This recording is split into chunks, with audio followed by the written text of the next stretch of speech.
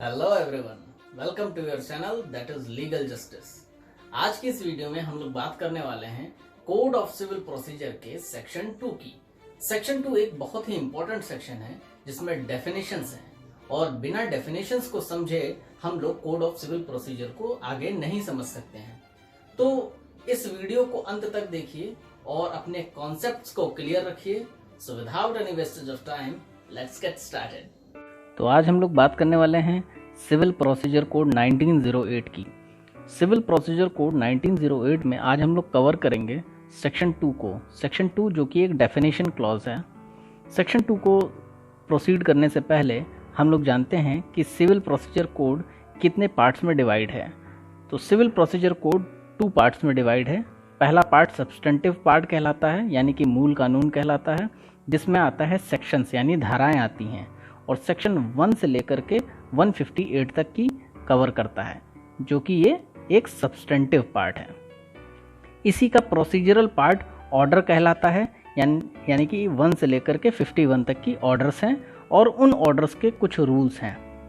तो इसी प्रकार से सीपीसी में सब्सटेंटिव और प्रोसीजरल दोनों आता है। अब आगे बढ़ते हैं हम लोग सेक्शन 2 की तरफ।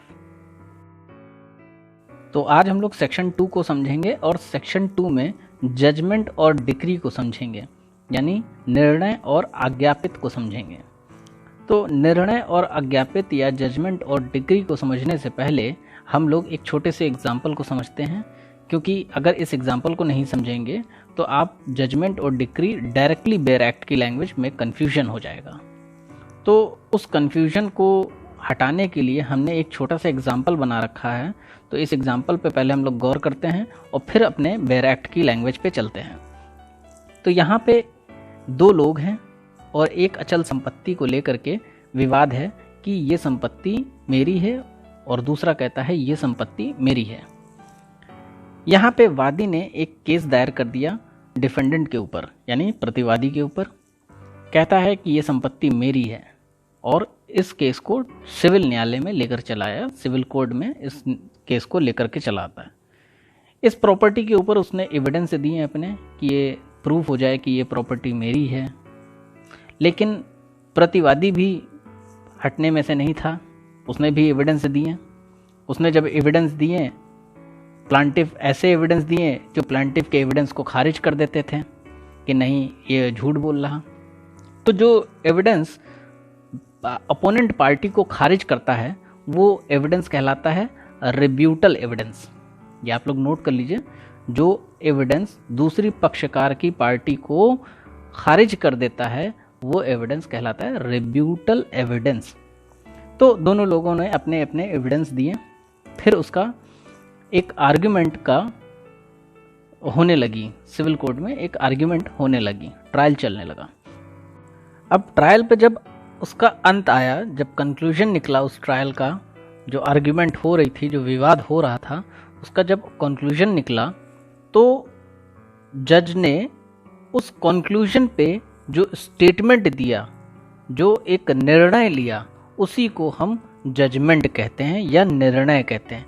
जो वाद पे, कोई वाद के अंत में जब कंक्लूजन निकलता है उस वाद का, और उस वाद पे जब जज कुछ निर्णय देता है तो उसको हम जजमेंट कहते हैं।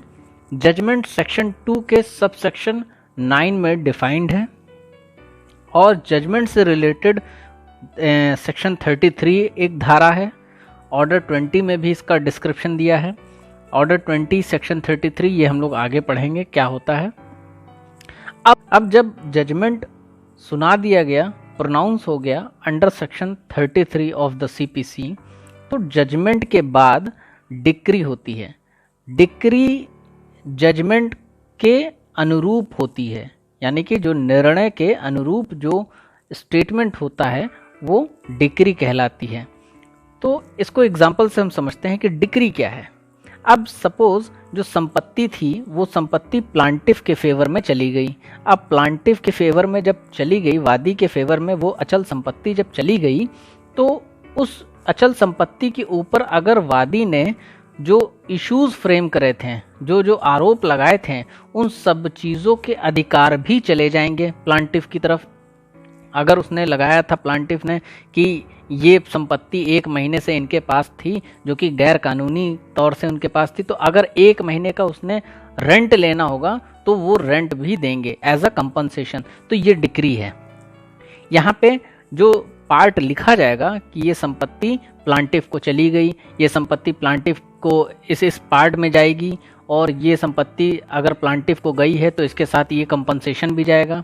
तो जो जो चीज़ें इश्यूज रेज करे होंगे प्लांटिफ ने, वो सारी चीज़ें डिक्री कहलाएंगी, जो उसकी राइट्स को प्रोटेक्ट करेगी। तो वो चीज़ डिक्री होगी। तो हम एक तरह से कह सकते हैं कि जो जजमेंट का सिनॉप्सिस पार्ट होता है, या जजमेंट का जो सार पार्ट होता है, वो डिक्री कहलाता है। अब हम लोग आगे बढ़ते हैं, बेयर एक्ट की भाषा क्या कहती है डिक्री और जजमेंट, तो उसको हम समझते हैं।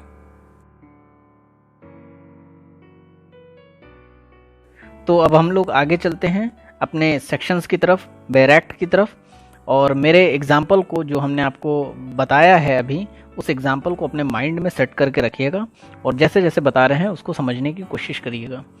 तो सबसे पहले हम लोग समझते हैं सेक्शन 2 सबसेक्शन 9 को, जजमेंट यानी निर्णय।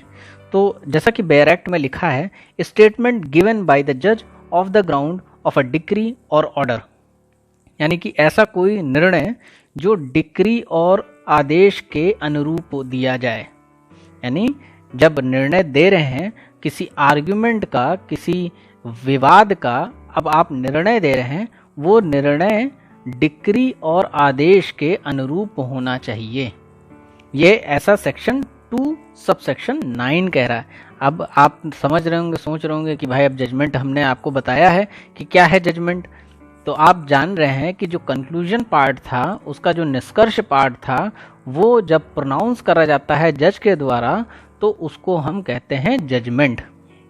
अब वो जजमेंट के अनुरूप ही डिक्री या आदेश होगा।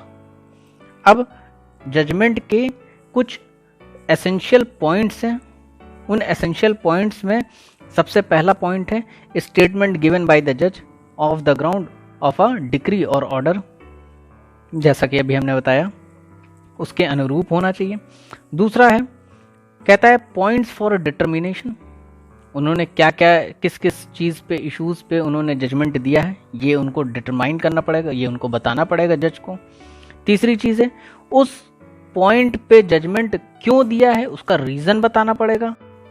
अब पॉइंट नंबर 4, यानी कि judgment contemplate prior to passing of a decree और एन ऑर्डर, यानी कि जो जजमेंट दिया जा रहा है जज के द्वारा, वो जजमेंट डिक्री या ऑर्डर के अनुरूप होना चाहिए। ऐसा नहीं है कि जजमेंट कुछ और दे रहे हैं और डिक्री कुछ और दे रहे हैं, यानी कि जजमेंट दे रहे हैं वादी की तरफ और डिक्री दे रहे हैं प्रतिवादी की तरफ। ऐसा नहीं करना है। अगर जजमेंट दिया है वादी की तरफ, तो डिक्री भी वादी को ही जाएगी, वो हार्मनी में रहेगी। अब सपोज बात करा है हमने जो अचल संपत्ति की, तो अचल संपत्ति का जजमेंट दिया अचल संपत्ति का, और जो डिक्री पास कर रहे हैं वो चल संपत्ति की पास कर दे रहे हैं, तो ऐसा नहीं होना चाहिए। वो हार्मनी में रहना चाहिए, वो उसके अनुरूप ही होनी चाहिए डिक्री।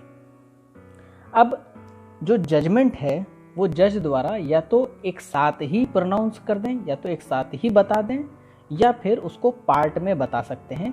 ये हमारा ऑर्डर 20 यानी कि आदेश 20 और नियम 1 कहता है, रूल 1 कहता है।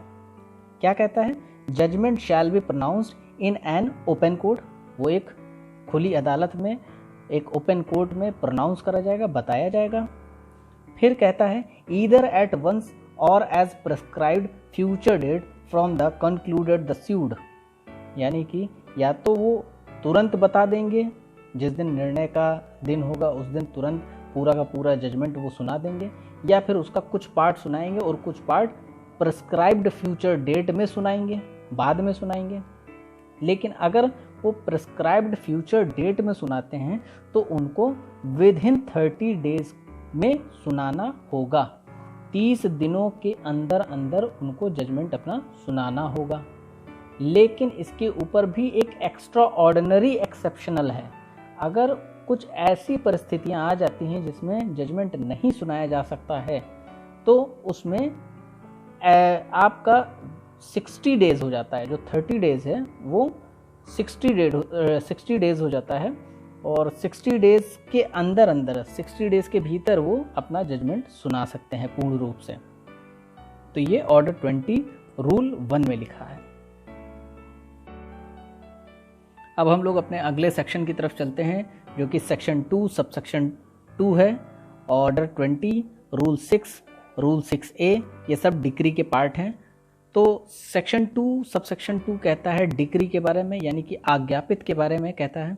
तो हमने जैसा कि आपको बताया था कि आज्ञापित का मतलब होता है जब हम जजमेंट का सिनॉप्सिस निकालते हैं, जब हम जजमेंट का सार निकालते हैं और उस सार को हम लिखते हैं जजमेंट के अनुरूप, तो उसको डिक्री कहलाते हैं। वो जो लिखा जाता है, जो जजमेंट के अनुरूप लिखा जाता है, उसमें पार्टीज़ की राइट्स और लायबिलिटीज़ को मद्देनज़र रखते हुए उस चीज़ को स्टेटमेंट कोड करा जाता है। तो वो स्टेटमेंट एज अ डिक्री कहलाती है, जैसा कि सेक्शन 2 ऑफ सबसेक्शन 2 कहता है। डिक्री के 3 हेड होते हैं। डिक्री में बी प्रिलिमिनरी, यानी कि प्रारंभिक, डिक्री में बी फाइनल, यानी कि अंतिम, और डिक्री में बी पार्शियल और पार्शियल प्री और पार्शियल फाइनल, यानी कि आंशिक प्रारंभिक या आंशिक अंतिम हो सकती है। तो डिक्री के 3 हेड्स हैं, प्रिलिमिनरी, फाइनल, पार्शियली प्री और पार्शियली फाइनल। तो अब इसके हेड्स का मतलब ये होता है, जैसे सपोज किसी विवाद में डिक्री पास हो गई। अब डिक्री अगर वो फाइनल डिक्री है तो उसके ऊपर अपील नहीं हो सकती, लेकिन अगर वो प्रिलिमिनरी डिक्री है तो उसके ऊपर अपील भी किया जा सकता है। अब अपील कैसे होती, क्या चीज़ है, ये ऑर्डर 20 में हम लोग आगे पढ़ेंगे। डिक्री के कुछ एसेंशियल पार्ट्स हैं। सबसे पहला एसेंशियल पार्ट है डिक्री शुड बी एडजुडिकेशन, वो एक न्यायिक निर्णय होना चाहिए। Such adjudication should have been given in a suit, जो सूट में, जो वाद में चल रहा है उसी के अकॉर्डिंग न्यायिक निर्णय होना चाहिए। Determination of rights of the parties with regard to all और एनी मैटर इन इशू, यानी कि जो मैटर था सूट में, जो जिस मैटर के बारे में जो विवाद चल रहा था, तो उस विवाद में जितने भी इश्यूज थे, तो या तो उन सभी इश्यूज पर डिक्री पास हो सकती है, या फिर जज कुछ पार्ट पर डिक्री पास करेंगे। अब चौथा पॉइंट है determination must be conclusive nature and followed by the judgment. अब जो उनका जो सार पार्ट था, जो जजमेंट का सार पार्ट है, वही डिक्री कहलाएगी, और ये डिक्री जो है जजमेंट के अनुरूप ही होगी। ये इसका चौथा एसेंशियल पॉइंट है, जो कि सेक्शन 33 कहता है। ये चौथा सेक्शन है, जो चौथा पॉइंट है, वो सेक्शन 33 को डिफाइन करता है। जैसे कि नोट पे आप देख सकते हैं, नीचे हमने नोट में लिख रखा है कि section 33 after hearing the suit shall pronounce the judgment and on such judgment a decree shall be follow, यानी वाद सुनने के बाद निर्णय किया जाए और निर्णय के सार से आज्ञापित लिखा जाए, तो ये कहलाता है आपका डिक्री। अब ऑर्डर 20 के रूल 6A में जो दिया है, डिक्री जजमेंट के जिस दिन जजमेंट प्रोनाउंस हुआ है उसके 15 दिन के अंदर अंदर डिक्री बन के तैयार हो जानी चाहिए। तो जैसा कि ऑर्डर 20 रूल 6A में लिखा हुआ है, decree shall be drawn in any case within 15 days from the date on which judgment is pronounced. तो आपने जैसे देखा कि डिक्री और जजमेंट में क्या अंतर है, क्या दोनों की मीनिंग है, विद द एग्जाम्पल मैंने आपको समझाने की कोशिश करी है। अगर आपको कोई भी क्वेरी है तो आप कमेंट सेक्शन में मुझे कमेंट करके क्वेश्चंस पूछ सकते हैं इसके रिलेटेड। बाकी के फर्दर जो सेक्शन है वो हम अपनी नेक्स्ट वीडियो में कवर करेंगे। तब तक के लिए आप देखते रहें अपने इस लीगल जस्टिस चैनल को और सब्सक्राइब करना ना भूलें। जय हिंद, जय भारत।